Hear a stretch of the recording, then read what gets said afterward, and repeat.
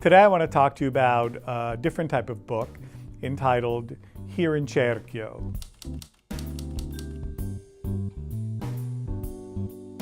In Cerchio is based on the story of Antonio Vasquez, who left Cerchio as a young man to come to the United States. During his stay in the United States, his initial years, he would write back, and there was a correspondence between him and his relatives. And so what we have here are the letters, that correspondence.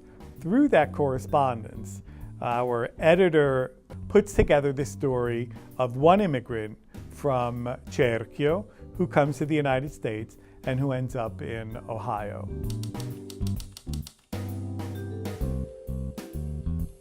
Costance Sancetta, who is really a scholar of oceanography by trade, by formation, by education, after more than a quarter of a century as a scholar of oceanography, she decided to return to her roots. Her name is Costance Sancetta, and reconstruct this story that is, as I said, both a particular and a universal one.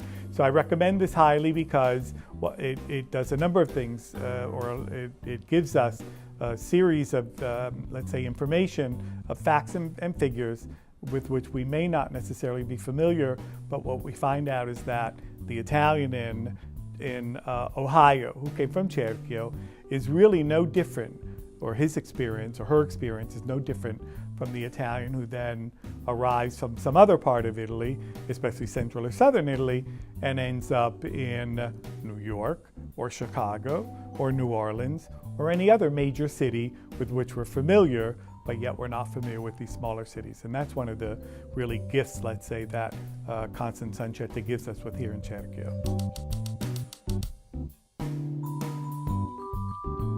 What is unique about this is, number one, we see the personal story of one person. On the other hand, his personal story is very much a universal story. It is very similar to all the other immigrants who came to this country during the beginning of the 20th century.